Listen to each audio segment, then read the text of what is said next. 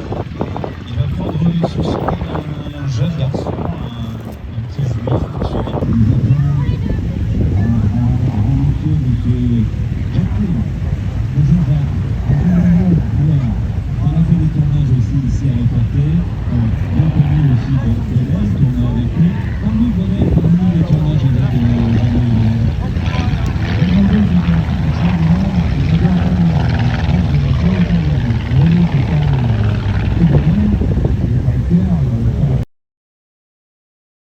Vous pouvez applaudir bien et grand. Nous plongeons dans le champ. Voilà, il est à gauche. Et regardez les Stearman.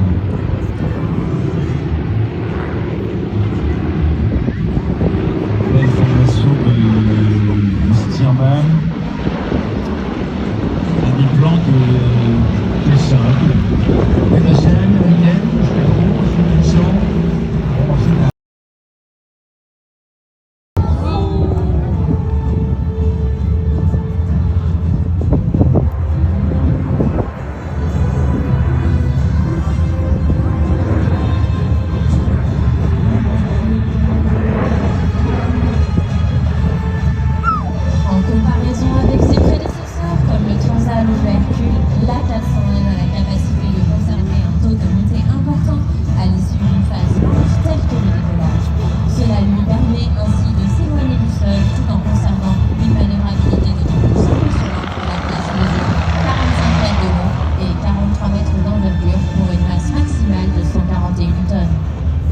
Les personnages principaux de notre démonstration sont aux commandes le capitaine Brice, c'est la 4e saison, qui totalise plus de 3700 heures de vol, dont 3300 sur la 400M.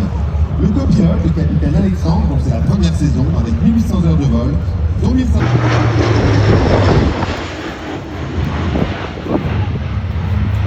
La classe est un élément majeur de la capacité productive puissance de l'armée d'air et de l'espace.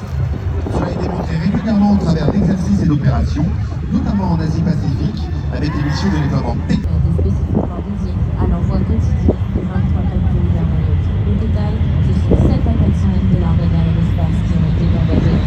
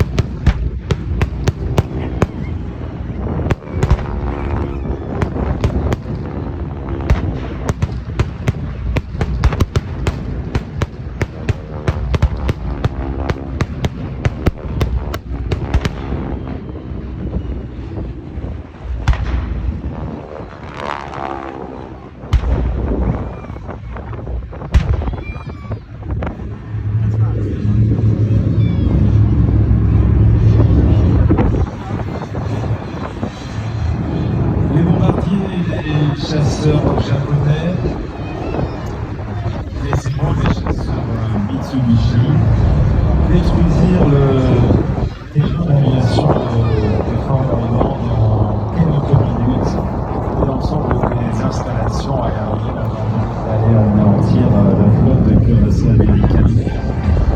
La bataille de Pearl Harbor a fait plus de 3000 morts, 200 avions détruits au sol. L'Amérique, piquée au vif dans une opération privée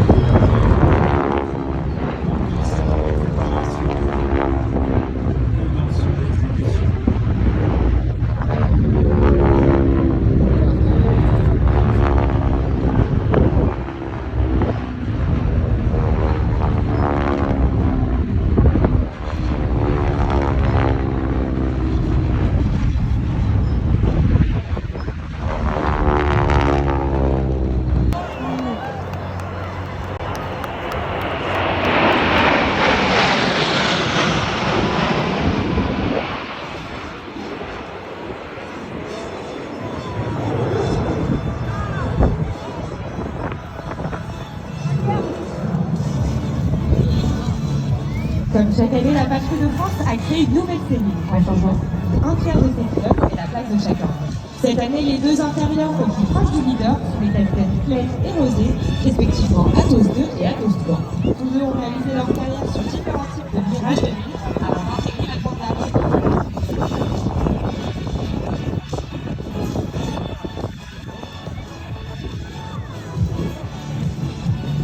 Rappelons-le, la Patrouille de France est une unité de l'armée de l'air et de l'espace dont la mission est de mettre en avant le savoir-faire de l'excellence des Américains et plus généralement l'ensemble des militaires qui au quotidien participent à la défense de la France et de ses concitoyens.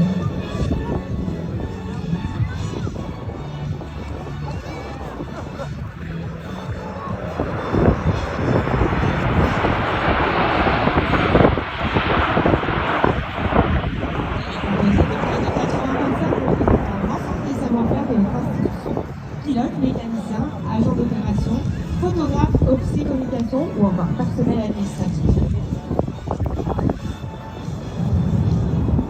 Et la patrouille se replace en formation dite Concorde sur votre droite pour le célèbre tonneau envoyé dans cette figure pareille.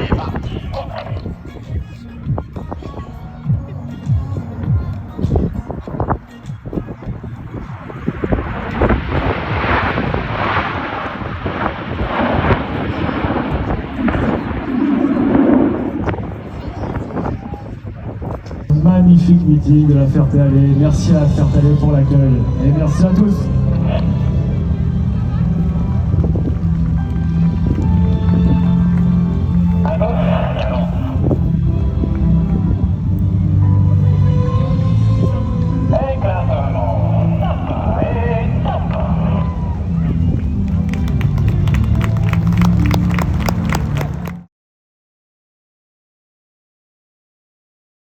Elle a été gagnée par si peu. C'est en tout cas ce que Churchill dira en y rendant hommage aux sauve qui ont su résister et faire feu.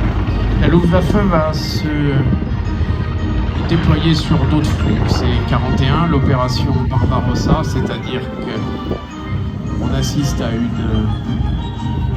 comment dirais-je, à l'effondrement... l'effondrement d'une alliance qui était celle des Russes, de Staline et de l'Allemagne d'Hitler. Par surprise, l'Allemagne attaque la Russie.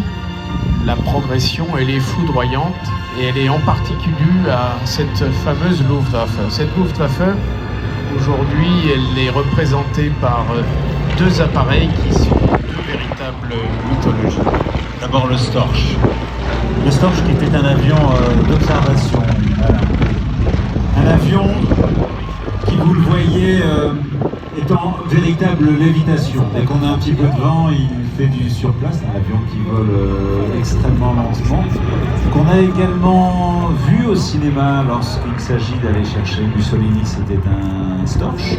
Et oui, c'était le commando de Scorzeni qui va chercher Mussolini dans un hôtel où il était détenu. La famille se pose Elena, à l'entrée du poste gendarmerie. La famille de la petite Elena.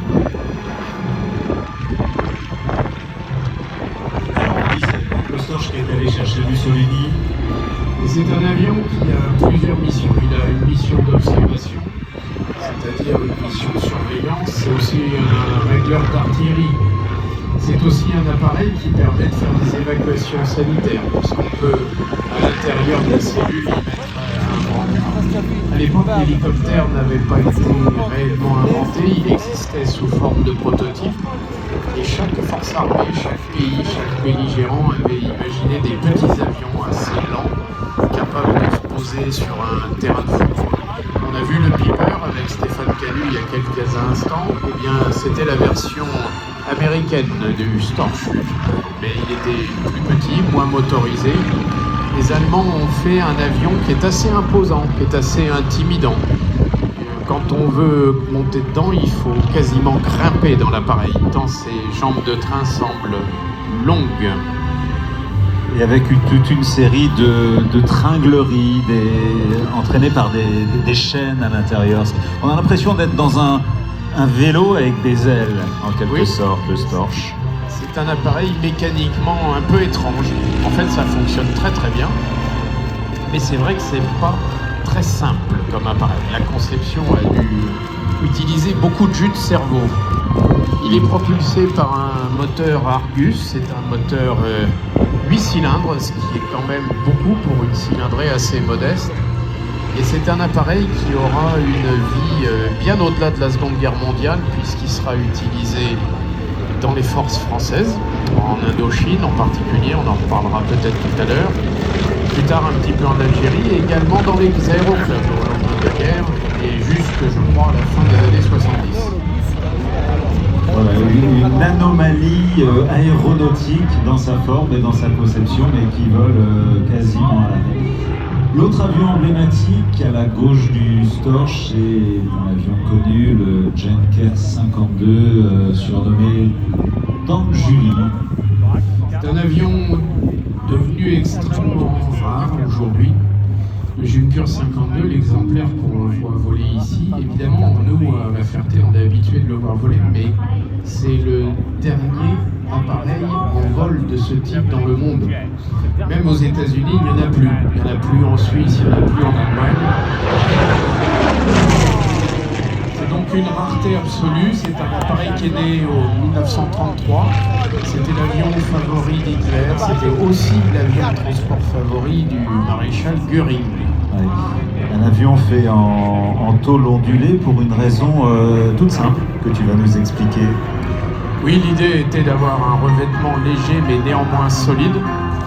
Et donc, ils avaient imaginé un appareil qui était certes pas aérodynamiquement parfait, mais pourtant un appareil qui gardait quand même une vraie rigidité. C'est vrai que c'est léger, un Junker 52.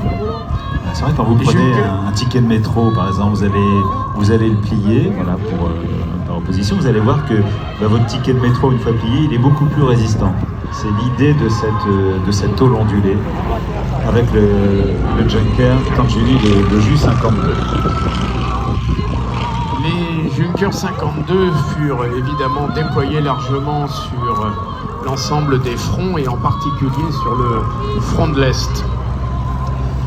C'est l'avion qui devait ravitailler Stalingrad. Stalingrad, autre film de cinéma exceptionnel, un film de Jean-Jacques Hano, dans lequel on voit plusieurs Junkers 52 voler. Et en face, eh bien, du Junker 52, les Russes opposèrent des appareils Yakovlev en particulier.